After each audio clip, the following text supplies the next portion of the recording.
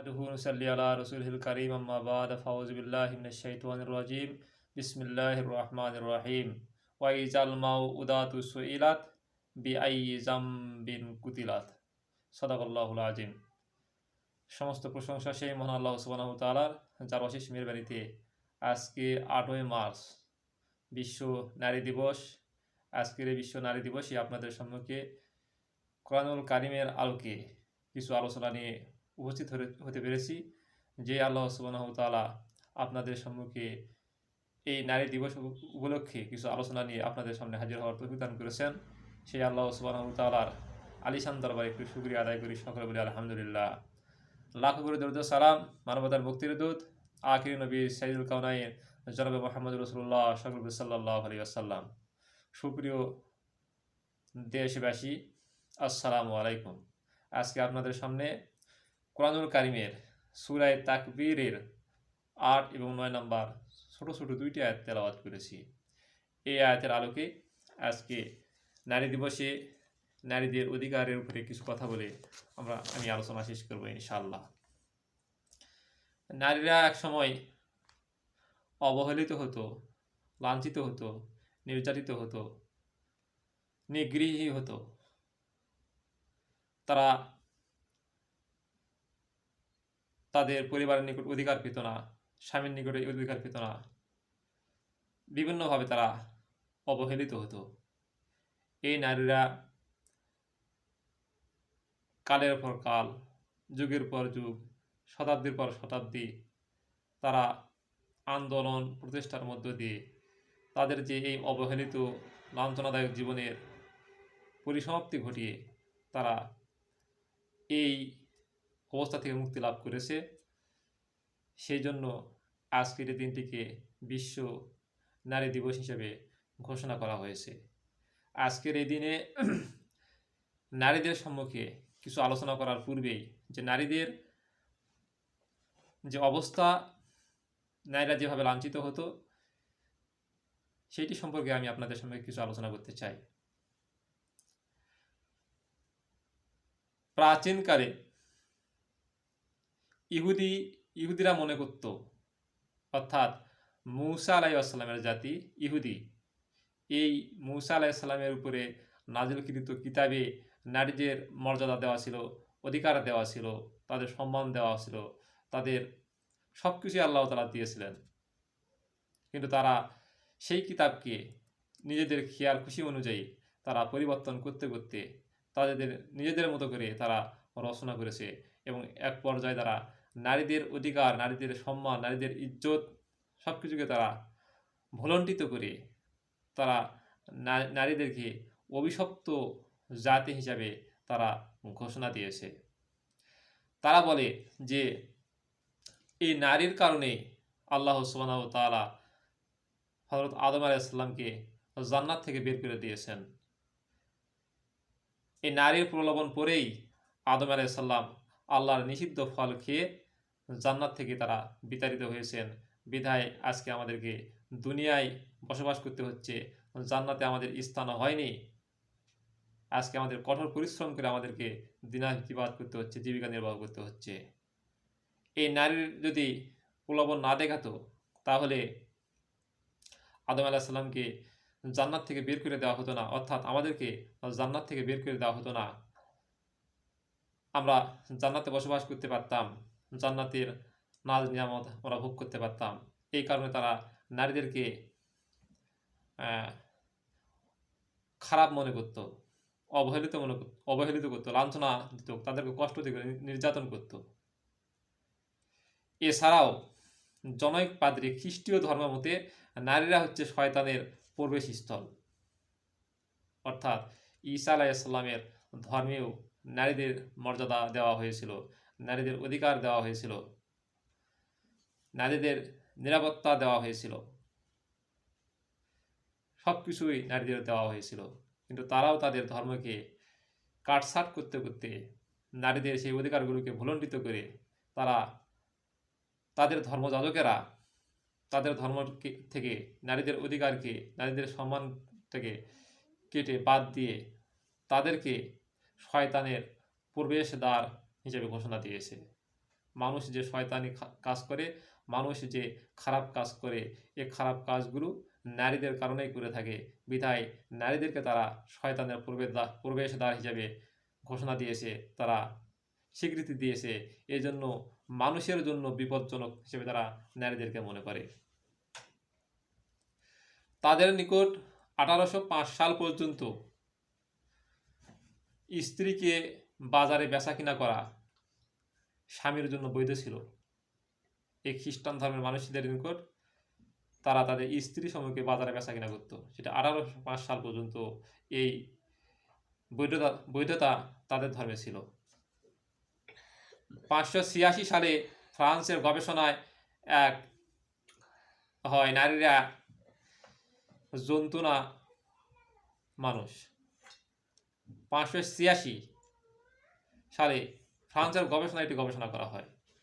তখন পর্যন্ত তারা এটা মনে করতো না যে নারীরা একটি নাম মানুষ। নারীদেরকে তারা জন্তু মনে করত, জানোয়ার মনে করত। 586 সালে তারা চিন্তা করে দেখলো যে আমরা একটু গবেষণা করে দেখি, চিন্তা করে দেখি যে আসলে নারীরাই আসলেই কোনো জন্তু জানোয়ার, না আমাদের মতো তারাও না মানুষ। দীর্ঘকাল ধরে তারা গবেষণা করার পরে তারা স্থির সিদ্ধান্তে পৌঁছতে পারে যে নারীরাও আমাদের মতো একজন মানুষ।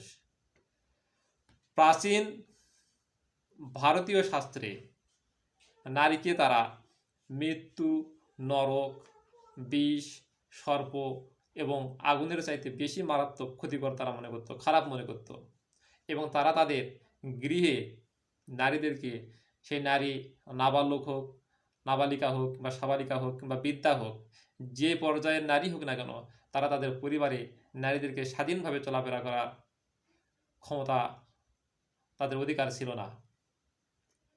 তারা তাদের পরিবার সদস্য দ্বারা লাঞ্ছিত হতো, অবহেলিত হতো, নিগৃহীত হতো। তারা স্বাধীনভাবে কাজ করতে পারত না। ইউরোপের নারীদের যে অবস্থান ছিল, ইউরোপীয় যে নারীদের অবস্থান ছিল, যে প্রাচীন গ্রিসে ও অ্যাথেন্সে সভ্যতার নারীর অবস্থান ছিল করুণ। নারীকে তারা পরিত্যক্ত বস্তু মনে করত। ইউরোপে সেই সময় নারীদেরকে তারা পরিত্যক্ত বস্তু মনে করত এবং তারা প্রকাশ্যে হাটে বাজারে নারীদেরকে বেচা কিনা করত। গরু ছাগল যেরকম হাটে বাজারে বেচা কিনা হয়, ঠিক তেমনিভাবে তারা নারীদেরকে বেচা কিনা করত। প্রাচীন আরবে যে নারীদের অবস্থান,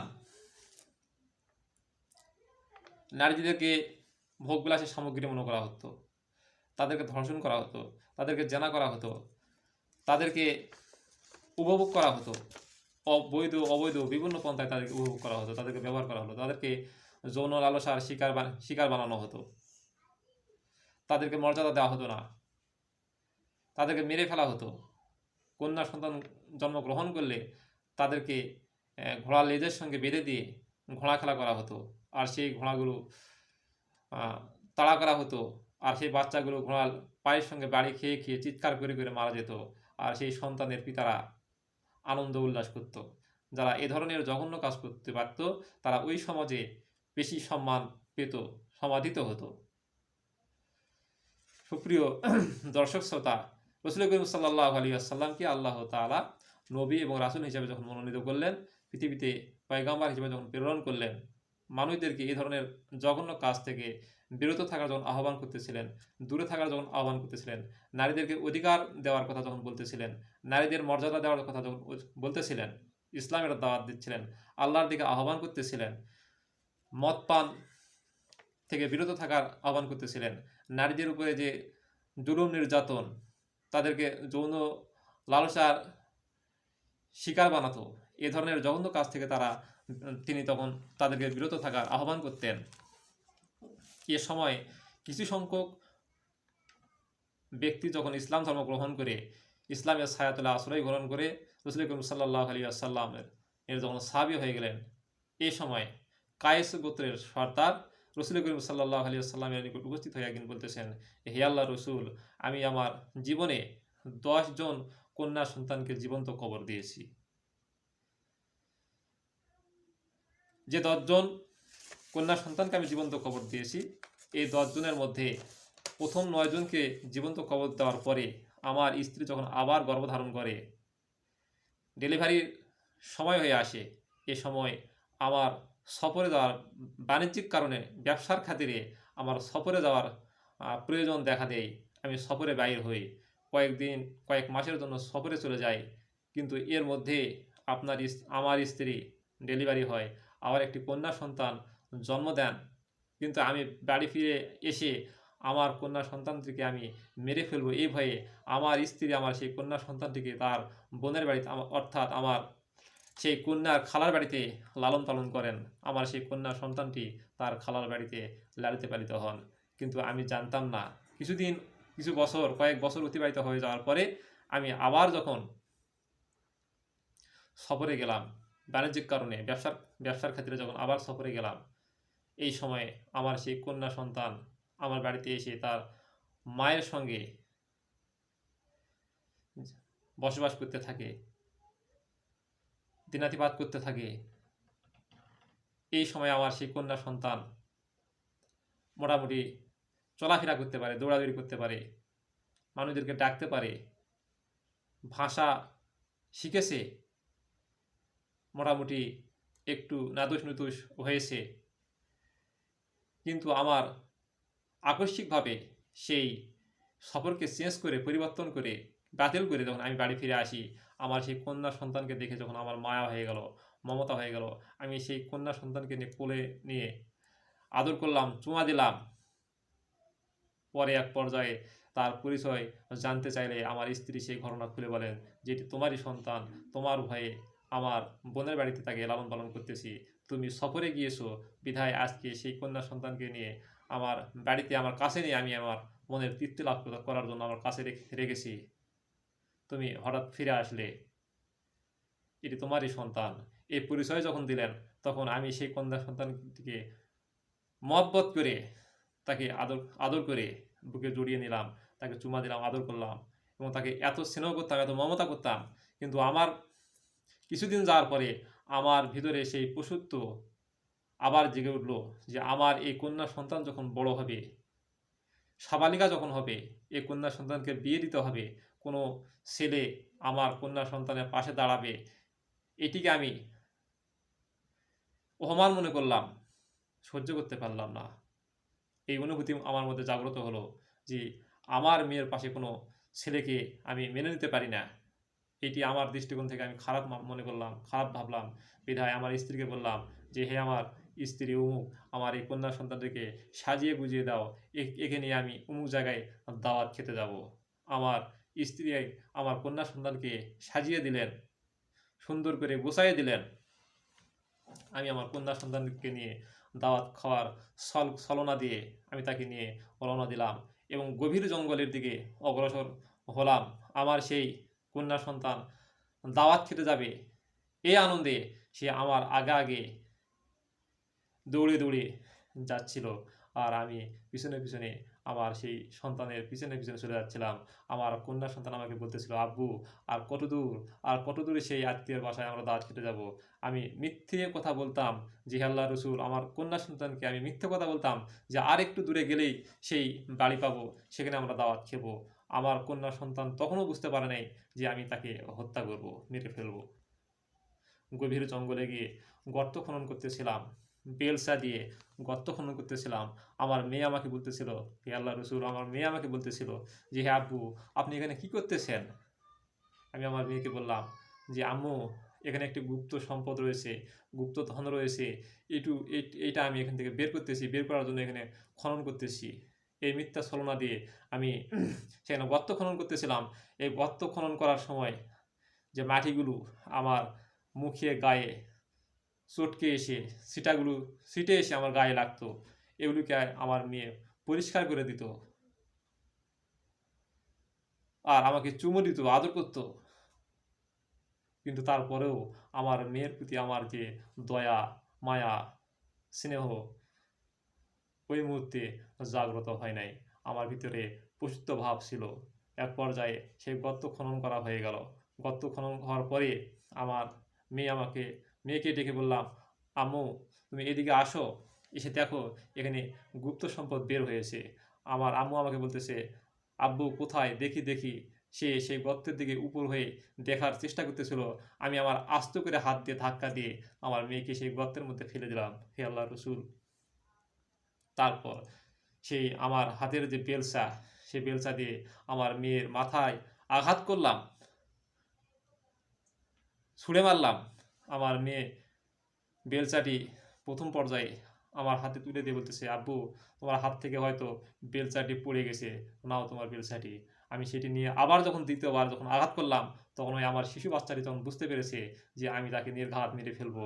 তখন আমার কাছে প্রাণ ভিক্ষা চেয়েছে, আব্বু তুমি আমাকে ভরণ পোষণ দাও আর না দাও, অন্তত তোমার গায়ের যে গামছাটি রয়েছে সেই গামছাটি দিয়ে হলেও আমাদেরকে উত্তোলন করে ছেড়ে দাও। আমি তোমার নিকটে কোনো দিন ভাত কাপড় চাবো না, ভরণ পোষণ চাবো না। তুমি আমাকে এখানে উত্তোলন করে এখান থেকে উঠায়ে আমাকে ছেড়ে দাও। আমি আমার মতো কোথাও গিয়ে জীবন ধারণ করব। কিন্তু আমার যে মনের পশুত্ব, এটাকে আমি নিয়ন্ত্রণ করতে পারি নাই। তার এই কথাগুলোকে আমি উপেক্ষা করে তাকে আমি একের পর এক আঘাত করতেছিলাম।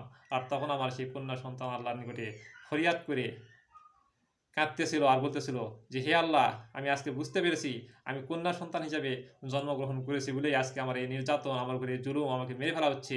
হে আল্লাহ, আমাকে কুরবানি করার পরে, আমাকে মেরে ফেলার পরে যেন পৃথিবীতে আর কোনো কন্যা সন্তানকে জীবন্ত প্রথিত হতে না হয়, কেউ যেন তার কন্যা সন্তানকে জীবন্ত কবর না দেয়।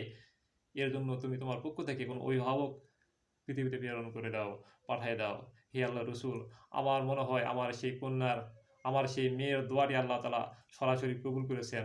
আপনাকে আমাদের মাঝে রসুল হিসাবে আল্লাহ তালা প্রেরণ করেছেন।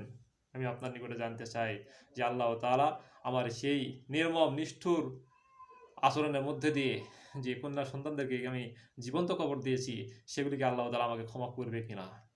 এই ঘটনা শুনে রসুল করিম সাল্লাল্লাহু আলাইহি ওয়াসাল্লামের চোখ দিয়ে পানি ঝরঝর করে পড়তেছিল, আর এই পানিতে তার দাড়ি মোবারক ভিজে গিয়েছিল। এবং তিনি বললেন যে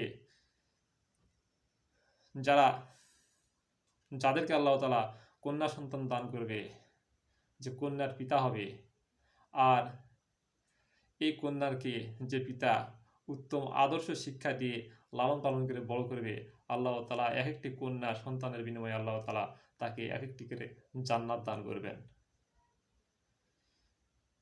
এরপর থেকেই যে মানুষগুলো কন্যাদেরকে নিরাপত্তা দিত না, নারীদের নিরাপত্তা দিত না, নারীদের মর্যাদা দিত না, নারীদেরকে অবহেলিত করত, নারীদের লাঞ্ছনা করত, সেই মানুষগুলো নারীদের ইজ্জত আবরুর রক্ষা করার পাহারাদার হয়ে গেল, জিম্মাদার হয়ে গেল। সম্মানিত দর্শক শ্রোতা, আজকে যে নারী দিবস, তৎকালীন সময়ে নারীদেরকে যেভাবে জীবন্ত কবর দেওয়া হতো, মেরে ফেলা হতো, এই অবস্থা যদি পৃথিবীব্যাপী কিছুদিন যদি অব্যাহত থাকতো, অনেক আগেই পৃথিবী মানুষ শূন্য হয়ে যেত। আল্লাহ তাআলা সেই পরিবেশ থেকে, সেই অবস্থা থেকে নারীদেরকে তাদের বেঁচে থাকার অধিকার আল্লাহ তাআলা দিয়ে, সম্মান তাদেরকে দিয়ে, নারী জাতিদেরকে আল্লাহ তাআলা হেফাজত করেছেন। এবং তাদেরকে হেফাজত করার মধ্য দিয়ে আল্লাহ তাআলা পৃথিবীতে মানুষের অস্তিত্ব জিয়ে রেখেছেন। এজন্য আমি আপনাদের সামনে সূরা তাকবীরের ৮ এবং ৯ নম্বর আয়াত তেলাওয়াত করেছি। এখানে আল্লাহ তাআলা বলেছেন, ওয়াইজাল মাউউদাতু সুইলাত বিআইয়ি যামবিন কুতিলাত। সেই প্রথিত কন্যা সন্তানদেরকে জিজ্ঞাসা করা হবে কোন অপরাধের কারণে তাদেরকে হত্যা করা হয়েছে। যে সমস্ত পিতা তাদের কন্যা সন্তানদেরকে জীবন্ত কবর দিয়ে মেরে ফেলেছে, যে সকল পিতা তাদের কন্যা সন্তানদেরকে ঘোড়ার লেজের সঙ্গে বাঁধাই দিয়ে খেলা করেছে, আর সেই খেলার পাত্র হয়ে, সামগ্রী হয়ে চিৎকার করতে করতে সন্তানগুলো মারা গেছে, তাদেরকে জিজ্ঞাসা করা হবে কোন অপরাধের কারণে তাদেরকে হত্যা করা হয়েছে। এই নির্দোষ নিরপরাধ নারীদেরকে হত্যা করার কারণে এই হত্যাকারীদেরকে আল্লাহ তাআলা কঠিন শাস্তি দিবেন, সেটি আল্লাহ তাআলা ঘোষণা দিয়েছেন। সম্মানিত দর্শক শ্রোতা, আমি আপনাদের সামনে যে বিষয়টি পেশ করতে চাই, আল্লাহ তাআলা এই নারীকে যে বিশেষ মর্যাদা দিয়েছেন, এবং নারীদেরকে বিশেষ মর্যাদা দিয়েই আল্লাহ তাআলা নারীদের মাধ্যমে পৃথিবীতে মানুষের অস্তিত্ব আজও পর্যন্ত টিকে রেখেছেন। নারীদেরকে আল্লাহ তাআলা প্রথমে মা হিসাবে অধিকার দিয়েছেন। এ ব্যাপারে সূরা লোকমানের 14 নম্বর আয়াত হচ্ছে, হামালতুহু উম্মুহু ওয়াহনান আলা ওয়াহনিন ওয়া ফিসালুহু ফি আমিন। আল্লাহ তাআলা বলছেন, তার মা তাকে কষ্টের পর কষ্ট সহ্য করে গর্ভধারণ করেছে এবং 2 বছর ধরে দুধ পান করে তাকে লালন পালন করেছে। এরপর ধীরে ধীরে তাকে বড় করে তুলেছে। মায়ের মর্যাদা অধিকার সম্পর্কে এক সাহাবী রাসূল করিম সাল্লাল্লাহু আলাইহি ওয়াসাল্লামকে জিজ্ঞেস করলেন, হে আল্লাহর রাসূল, আমি কার খেদমত করব? রাসূল সাল্লাল্লাহু আলাইহি ওয়াসাল্লাম বললেন যে, তুমি তোমার মায়ের খেদমত করো। উক্ত সাহাবী আবার জিজ্ঞেস করলেন, হে আল্লাহর রাসূল, আমি কার খেদমত করব? রাসূল সাল্লাল্লাহু আলাইহি ওয়াসাল্লাম আবার বললেন যে, তুমি তোমার মায়ের খেদমত করো, মায়ের সেবা করো। রাসূল সাল্লাল্লাহু আলাইহি ওয়াসাল্লামকে তিনি আবার বললেন যে, হে আল্লাহর রাসূল, আমি কার খেদমত করব? রাসূল সাল্লাল্লাহু আলাইহি ওয়াসাল্লাম আবার তৃতীয়বার উত্তর দিলেন যে, তুমি তোমার মায়ের সেবা করো, মায়ের খেদমত করো। চতুর্থবার যখন তিনি বললেন, তুমি তোমার পিতার খেদমত করো, পিতার সেবা করো। প্রিয় দর্শক শ্রোতা, রাসূল সাল্লাল্লাহু আলাইহি ওয়াসাল্লাম পিতার যে মর্যাদা দিয়েছেন, সম্মান দিয়েছেন, তার চাইতে 3 গুণ বেশি মর্যাদা তার মায়ের দিয়েছেন এবং বলেছেন, ওয়াল জান্নাতু তাহতা আখতামি উম্মাহাতি, মায়ের পায়ের নিচেই সন্তানের বেহেশত। যে মায়ের সন্তুষ্টি অর্জন করতে পারবে সে জান্নাতে প্রবেশ করবে। এক সাহাবীর ঘটনা, এক হাদিসে আসছে যে, আলকামা রাদিয়াল্লাহু আনহু যখন মৃত্যুর শয্যায় পাঞ্জা লড়তেছিল, তখন তার মুখ থেকে কালেমা বের হচ্ছিল না। কালেমা পড়ানোর চেষ্টা করেও তার মুখ থেকে কালেমা বের হচ্ছিল না। রাসূল করিম সাল্লাল্লাহু আলাইহি ওয়াসাল্লাম তাকে কালেমা পড়ানোর অনেক চেষ্টা করলেন, কিন্তু তার মুখ থেকে কালেমা বের হচ্ছে না। তার মায়ের কাছ থেকে শুনলেন, ব্যাপার কি? তার মা আলকামা রাদিয়াল্লাহু আনহুর উপরে অসন্তুষ্ট ছিলেন। আর রাসূল করিম সাল্লাল্লাহু আলাইহি ওয়াসাল্লাম তার মাকে, তার সন্তান আলকামাকে মাফ করে দেওয়ার কথা বললে তার মা মাফ করে না দেওয়ার ঘোষণা দেন। এজন্য রাসূল করিম সাল্লাল্লাহু আলাইহি ওয়াসাল্লাম কাঠ সংগ্রহ করে সেখানে আগুন জ্বালিয়ে আলকামা রাদিয়াল্লাহু আনহুকে সেখানে জ্বলন্ত আগুনে তার মায়ের সামনে ফেলে নিক্ষেপ করার নির্দেশ দিলে মা হাউমাউ করে কেঁদে তার সন্তানকে মাফ করে দেন। আর সে মাফ করে দেওয়ার কারণেই সে আলকামা রাদিয়াল্লাহু আনহুর মুখ থেকে কালেমা বের হয়ে তিনি পৃথিবী থেকে বিদায় নেন। প্রিয় দর্শক শ্রোতা, আল্লাহ তাআলা এবং রাসূল করিম সাল্লাল্লাহু আলাইহি ওয়াসাল্লাম নারীদের মর্যাদাকে সমুন্নত করার জন্য, উঁচু করার জন্য মা হিসেবে তাদের মর্যাদাকে আল্লাহ তাআলা তাদের অধিকার অনেক বেশি প্রদান করেছেন। ইসলাম স্ত্রী হিসাবে নারীর মর্যাদা দিয়েছে। হুন্না লিবাসুল লাকুম ওয়া আনতুম লিবাসু লাহুন্না। এখানে বলা হচ্ছে, তোমরা একে অপরের জন্য, নারী পুরুষের জন্য পোশাক আর পুরুষেরা নারীর জন্য পোশাক। অর্থাৎ অধিকারের ক্ষেত্রে নারীর নিকটে যেরকম পুরুষের অধিকার রয়েছে, পুরুষের নিকটে ঠিক একই রকম নারীর অধিকার রয়েছে। স্বামীকে নির্দেশ দেওয়া হচ্ছে, তুমি যা খাবে, তুমি তোমার স্ত্রীকে তাই খাওয়াবে। তুমি যে মানের জীবন ধারণ করবে, তুমি তোমার স্ত্রীকে একই রকম জীবন ধারণের করাবে। তুমি যে মানের কাপড় চোপড় পরিধান করবে, পোশাক পরিধান করবে, তোমার স্ত্রীকে ঠিক একই মানের কাপড় চোপড় পোশাক পরিধান করাবে। তুমি যেরকম সুযোগ সুবিধা গ্রহণ করবে, একই রকম সুযোগ সুবিধা তোমার স্ত্রীকেও প্রদান করবে। এই জন্য একে অপরকে পোশাক স্বরূপ তুলনা দেওয়া হয়েছে। আল্লাহ তাআলা এই নারীকে একজন স্ত্রী হিসাবেও তাদের অধিকার দিয়েছেন। সম্মানিত দর্শক শ্রোতা, ইসলাম নারীকে কন্যা হিসাবে অধিকার দিয়েছেন। যে ঘটনাটি আমি আগেই বললাম যে, আল্লাহ রসুলের এক সাহাবী তার কন্যা সন্তানকে, যে 10 জন কন্যা সন্তানকে জীবন্ত কবর দেওয়ার ঘটনা রাসূল করিম সাল্লাল্লাহু আলাইহি ওয়াসাল্লামের নিকটে পেশ করেছিলেন। আর রাসূল করিম সাল্লাল্লাহু আলাইহি ওয়াসাল্লাম তখন কন্যা হিসেবে নারীর অধিকার ঘোষণা করেছেন। যে ব্যক্তি একটি কন্যা সন্তানের পিতা হবে এবং সেই কন্যা সন্তানকে উত্তম আদর্শ শিক্ষা দিয়ে লালিত পালিত করে বড় করবে, তার মনের আশা চাওয়া পাওয়া পূরণ করবে, আল্লাহ তাআলা এক একটি কন্যা সন্তানের বিনিময়ে তাকে এক একটি করে জান্নাত দান করবেন। এভাবে আল্লাহ তাআলা কন্যা সন্তান হিসাবেও নারীদের মর্যাদা দিয়েছেন। পিতামাতার সম্পদ অর্জনের ক্ষেত্রেও আল্লাহ তাআলা নারীর মর্যাদা দিয়েছেন। একজন পুত্র সন্তান যে পরিমাণ সম্পদ পাবে, একজন কন্যা সন্তানকে আল্লাহ তাআলা তার অর্ধেক নির্ধারণ করে দিয়েছেন। এইটিকে নিয়ে বর্তমান সমাজে বিভিন্ন মহলে সমালোচনা করা হয় যে ইসলাম নাকি নারীর অধিকার নষ্ট করেছে, ইসলাম নাকি নারীর অধিকারকে খর্ব করেছে। তার কারণ হলো একজন পুত্র যা পাবে তার কন্যা তার অর্ধেক পাবে, এটিকে তারা দলিল হিসেবে পেশ করে। এটি আমি এর আগেও কোনো এক বক্তব্যে আমি বলেছিলাম যে একটি লোকের দুইটি সন্তান, একটি মেয়ে এবং একটি ছেলে, ওই পিতা ভাই এবং বোনকে বাজারে প্রেরণ করলেন। প্রেরণ করার সময় সন্তানের হাতে, পুত্রের হাতে 10,000 টাকা দিলেন এবং কন্যার হাতে 5,000 টাকা দিলেন। কারণ হলো পুত্র যা পাবে কন্যা তার অর্ধেক পাবে।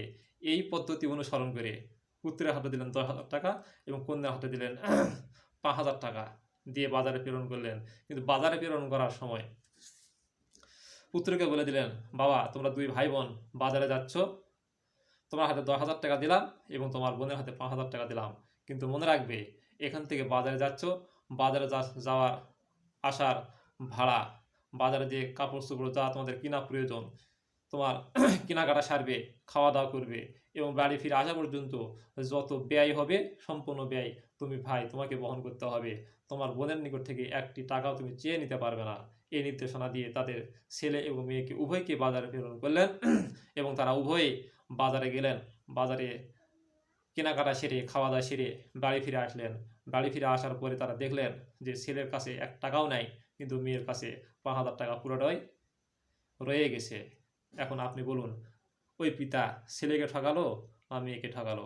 ওই ছেলে তো নিজের কাপড় চোপড়ও কিনেছে, বোনের কাপড় চোপড়ও কিনেছে। নির্ঘাত আপনি বলবেন যে ওই পিতা ছেলেকেই ঠকাইছে, কারণ মেয়েকে খরচ করার জন্য ওই টাকা দেয় নাই। মেয়েকে যে টাকা দিয়েছিল সে তার নিকটে গচ্ছিত রেখেছে, সে সঞ্চয় করেছে। আল্লাহ তাআলা যে পুরুষকে সম্পদের অংশটাকে বাড়ায় দিয়েছেন এবং নারীকে একটু কমায় দিয়েছেন, সংসার পরিচালনার যত ব্যয়ভার আল্লাহ তাআলা পুরুষের উপরে চাপায় দিয়েছেন। নারীর জীবনের ব্যয়ভার এবং সন্তান সন্ততির ভরণ পোষণ, নারীর ভরণ পোষণ, স্ত্রীর ভরণ পোষণ, যত কিছু সংসার পরিচালনার ভরণ পোষণের দায়িত্ব আল্লাহ তাআলা পুরুষের উপরে দিয়েছেন।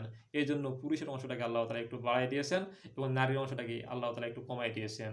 এই সংসারের ব্যয়ভার বহন করতে গিয়ে পুরুষের সমস্ত সম্পদ যদি নিঃশেষ হয়ে যায়, শেষ হয়ে যায়, তবুও তাকে সংসারের সমস্ত ব্যয়ভার বহন করতে হবে।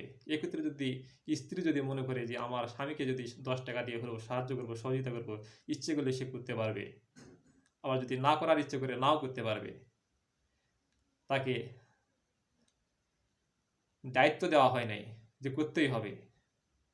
এই জন্য আল্লাহ তাআলা বিভিন্নভাবে নারীর মর্যাদাকে অক্ষুণ্ণ রেখেছেন, উঁচু করে দিয়েছেন, নারীদের মর্যাদাকে সুরক্ষিত করেছেন। নারীদের মর্যাদাকে সুরক্ষিত করার মধ্য দিয়ে আজকে আল্লাহ তাআলা পৃথিবীতে মানব জাতির অস্তিত্ব টিকে রেখেছেন। সম্মানিত দর্শক শ্রোতা, আজকের এই নারী জাতি যেভাবে অবাধে চলাফেরা করতেছে, তারা ঊনবিংশ শতাব্দীর অর্থাৎ অষ্টাদশ শতাব্দীর শেষের দিকে এবং ঊনবিংশ শতাব্দীর শুরুর দিকে তারা যে অবহেলিত হতো, লাঞ্ছিত হতো, নিগৃহীত, এখান থেকে বেরিয়ে আসার জন্য তারা আন্দোলন করেছিল। অথচ তারা ইসলামের রীতিনীতি তারা অনুসরণ করে নাই, গবেষণা করে নাই, রিসার্চ করে নাই। ইসলাম যে নারীদের কতখানি মর্যাদা দিয়েছে, কতখানি অধিকার দিয়েছে, এই অধিকার, ইসলাম যে অধিকার তাদেরকে দিয়েছে, এইটি যদি তারা প্রতিষ্ঠিত করার জন্য যদি আন্দোলন করত, সংগ্রাম করত, রাজপথে যদি নামতো, তাদের অধিকার যদি কোরআনের আলোকে, হাদিসের আলোকে যদি তারা প্রতিষ্ঠিত করতে পারত, তাহলে পৃথিবীতে কোনো জায়গায়, কোনো স্থানে নারীরা অবহেলিত হতো না, নির্যাতিত হতো না, লাঞ্ছিত হতো না। তারা ঘর থেকে বের হওয়ার নামে অর্থ উপার্জনের ক্ষেত্রে সমান অধিকার, চাকরির ক্ষেত্রে সমান অধিকার অর্জন করার মধ্য দিয়ে তারা তাদের অধিকারকে প্রতিষ্ঠা করেছে। তাদের এই অধিকার প্রতিষ্ঠাকে আমি স্বাগত জানাই। তবে আমি তাদের প্রতি উদাত্ত আহ্বান জানাই যে ইসলাম যেভাবে নারীকে মর্যাদা দিয়েছে, অধিকার দিয়েছে, এই অধিকার প্রতিষ্ঠিত করা যদি তারা করতে পারত, তাহলে আজকে নারী দিবস পালিত হচ্ছে, নারীর অধিকারকে স্বীকৃতি দেওয়া হয়েছে, তারপরেও নারীরা পৃথিবীতে কিন্তু অবহেলিত, লাঞ্ছিত কম হচ্ছে না, বরং তাদের প্রতি, নারীদের প্রতি যে অবহেলা, ধর্ষণ, জেনা ইত্যাদি ইত্যাদি অপকর্ম অনেকাংশ বেড়েই চলেছে। তারা শুধু অবাধে চলার কারণে, অধিকারের নামে তারা অবাধে চলার কারণে। আমি নারীদেরকে আহ্বান করব, উদাত্ত আহ্বান জানাবো, তারা পৃথিবীতে চলাফেরা করবে, চাকরি করবে, ব্যবসা বাণিজ্য করবে, সব কিছুই করবে, স্বাধীনতার মধ্যে তারা ঘোরাফেরা করবে। আল্লাহ তাআলা যেভাবে তাদেরকে চলাফেরা করার নির্দেশনা দিয়েছেন, যে সীমাবদ্ধতা থাকার মধ্যে, যে সীমাবদ্ধতার মধ্যে থাকার আল্লাহ তাআলা নির্দেশ দিয়েছেন, সেই সীমাবদ্ধতার মধ্যে থেকে তারা তাদের অধিকারকে ভোগ করা এবং আল্লাহ তাআলার প্রদানকৃত অধিকারকে তারা যেন প্রতিষ্ঠিত করতে পারে, আর সেই অধিকার অনুযায়ী যেন তারা চলতে পারে, সেই কাজ এবং সেই অধিকার আদায়ের কাজ করার জন্য যেন প্রত্যেককেই তৌফিক দান করুক, সকলে বলে আমিন। এই বলে আমি আমার আজকের সংক্ষিপ্ত কথা এখানে ইতি টানলাম। ওয়া আখির দাওয়ানা আলহামদুলিল্লাহি রাব্বিল আলামিন। আসসালামু আলাইকুম ওয়া রাহমাতুল্লাহ।